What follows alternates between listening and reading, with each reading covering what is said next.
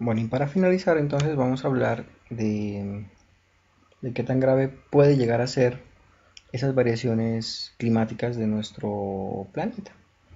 Hay un episodio geológico bastante interesante que es conocido como la Tierra como una bola de nieve.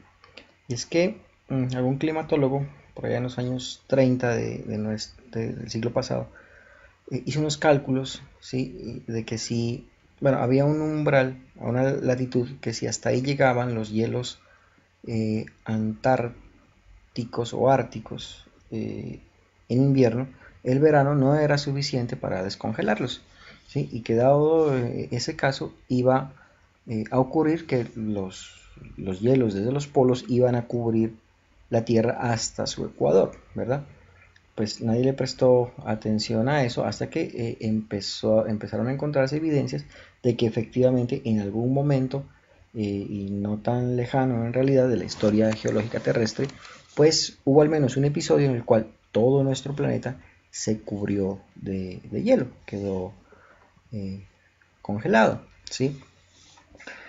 Pero actualmente no estamos en ese estado, o sea, algo tuvo que pasar para haber recuperado la superficie terrestre, ¿verdad?, de esos hielos. Y es que efectivamente también, después de haber quedado la Tierra como una esfera de hielo cubierta absolutamente por nieve, pues los volcanes entraron en acción, ¿verdad? Hicieron erupción, la atmósfera se llenó de gases de invernadero que calentó la superficie terrestre y que produjo el deshielo final, ¿verdad?, de nuestro planeta. Entonces, digamos que si no hubiera existido ese efecto invernadero, pues en realidad la vida no se hubiera desarrollado como actualmente lo ha hecho. Entonces, hay un agradecimiento, ¿verdad?, que tenemos que hacerle a los gases de invernadero porque sacaron a la Tierra de ese periodo de congelamiento hace muchos años, ¿no? 700 millones de años, 600 millones de años, 500 millones de años.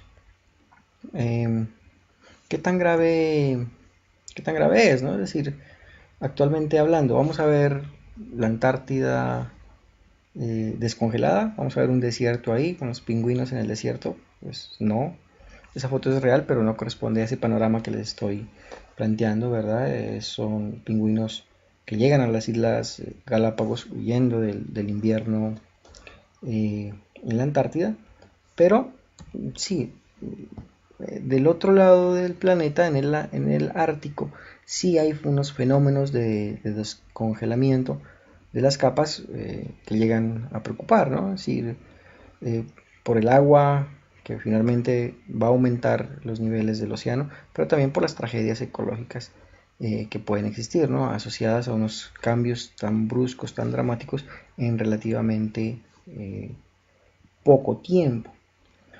¿Qué tan grave puede llegar a ser? Pues vamos a contar una historia de la casa, ¿verdad? Ya aquí hemos hablado anteriormente de los mayas, de la civilización que ellos tenían, ¿verdad? Las ciudades que construyeron, el conocimiento astronómico, numérico. Es decir, era una civilización importante, ¿no? Es decir, en su época las ciudades mayas llegaron a ser más grandes que París o que Londres de su misma época, ¿sí? Pero ¿por qué actualmente Guatemala, El Salvador, Honduras pues, y el sur de México son países tan pobres y Francia e Inglaterra son países potencias mundiales? Porque su civilización no se pudo desarrollar, ¿verdad? Estudios paleoclimáticos hacen referencia a que hay un frente de alta presión asociado pues a buen clima que existía en el norte del continente que se desplazó hacia lo que actualmente es Centroamérica, ¿sí? Y que eso produjo alrededor de 300 años de sequía y de escasez de lluvias. Entonces, por más adelantada que estuviera esa civilización, pues 300 años de sequía no los aguanta nadie y pues finalmente produjeron el colapso de la civilización como tal. No acabaron toda la población, ¿verdad? Pero sí produjo pues una disminución de los niveles de desarrollo que tenían en sus ciudades, las cuales finalmente las abandonaron y pues no continuaron con esa progresión que había existido anteriormente. ¿Qué tan grave es? Bueno, por ejemplo, esta es un atolón allá en el Índico, cerca de la India, que se llama las Islas Maldivas. Pues son famosas por muchas cosas, ¿verdad? Ahí está la ubicación geográfica. Son pequeñas, son 300 kilómetros cuadrados, contando pues todas ese montoncito de islas que vemos ahí. Son alrededor de 317.000 isleños, pero en el libro de los récords mundiales aparece como la nación con la altura más baja, o sea, la montaña más alta de las Islas Maldivas mide 2,3 metros sobre el nivel del mar. Entonces, ¿qué pasa si ocurre el calentamiento global? ¿Qué pasa si el agua que hay congelada finalmente va al mar? Pues se van a subir los niveles del océano, y pues las Islas Maldivas va a ser seguramente la primera nación submarina del mundo, ¿sí? Hace algunos años el presidente de las Islas Maldivas estuvo en las Naciones Unidas alertando sobre los peligros de la subida en el nivel del mar, lo que podría afectar a su población, ¿sí? Y de hecho hay proyectos para intentar defender a estas islas del potencial alza del nivel del mar. Así como las Islas Maldivas, hay otras islas en el Pacífico, también atolones con iguales características, que están siendo afectados por el fenómeno, ¿no?, de la subida del nivel de los mares. Esta imagen, por ejemplo, es extraída de el documental de Una verdad incómoda, en donde se ilustra pues en 100 años cómo se afectarían sobre todo las ciudades que han sido construidas a, nivel, sí, a pocos metros sobre el nivel del mar, ¿verdad? Entonces vemos pues la costa este de Estados Unidos completamente cambiada, el sector del Río de la Plata en Argentina, Paraguay, Uruguay y Brasil, ¿verdad? Algunos sitios en África, algunos sitios en Australia, otros sitios, por ejemplo, en la China. Aquí esto es particularmente grave porque hay algunas ciudades que tienen 30, 40 millones de personas, y en Europa pues también hay casos críticos eh, de ciudades que pueden ser afectadas por el nivel del mar en caso de que llegue a subir, eh, por ejemplo, por deshielo en el Ártico, por ejemplo, ¿verdad? Es un caso también bastante conocido para nosotros, ¿verdad? La Florida, todas esas ciudades de Miami, Orlando, Fort Lauderdale, eh,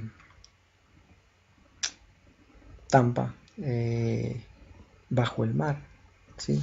Es el panorama que nos pintan algunos respecto a que si no hacemos nada sobre la actual tendencia de la subida de la temperatura.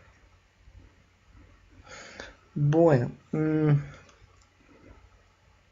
sobre esto, pues, ¿qué podemos hacer, no? Es decir, algunos dicen que es un problema, otros dicen que no.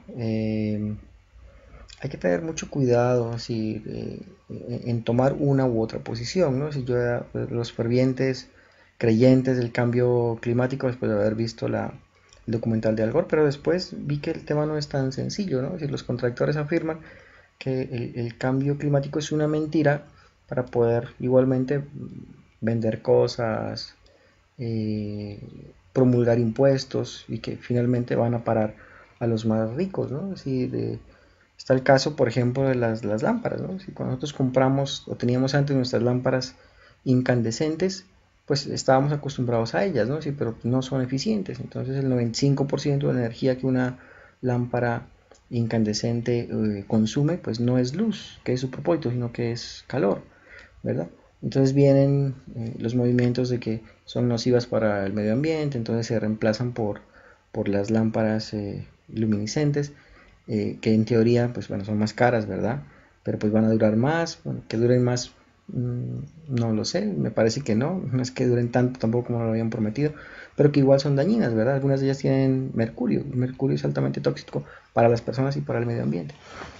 Entonces, al final hay que tratar todo con mucho guante de seda, en función de que hay una realidad que está ahí, ¿verdad? Que unos datos que hay que analizar y saber interpretar, pero tampoco podemos quedarnos de manos cruzadas, ¿verdad? Es decir, en realidad lo que es cierto es que la intervención humana sobre el planeta causa ciertos desórdenes y que en ese sentido, pues hay que intentar tener el menor impacto.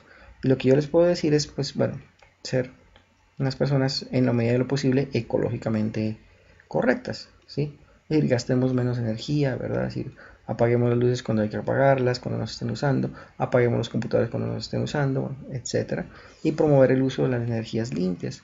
¿Sí? No hay ninguna energía que sea absolutamente limpia, pero algunas contaminan mucho menos, ¿verdad?, que las tradicionales que queman combustibles fósiles. La energía solar, la energía eólica, incluso energía de las olas del mar, ¿verdad? Son tecnologías que producen mucha menos contaminación. Hay que racionalizar el consumo del agua, ¿sí? Ya vemos que los veranos son fuertes, ¿sí? Y que el agua se necesita no solamente para el consumo, sino para otras actividades.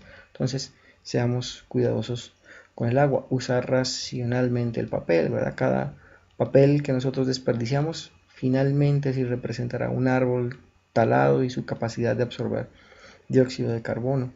En ciudades pequeñas podemos promover el uso de la bicicleta y desmotivar el transporte motorizado individual. Bueno, son cosas que podemos hacer, ¿no? Así de tener un plan de manejo de basuras, promover el reciclaje y pues lo más importante es crear conciencia y sensibilización de todas las personas posibles en el sentido en que el planeta Tierra es la única casa que tenemos y que hay que cuidarla, ¿verdad? Es decir, nosotros no botamos la basura en cualquier parte de nuestro hogar, eh, no desperdiciamos, eh, no desperdiciamos nuestros recursos. Intentemos hacer lo mismo con el planeta. Y finalmente, pues, que hay que cuidar nuestro hogar, que es lo único que tenemos en este momento para vivir.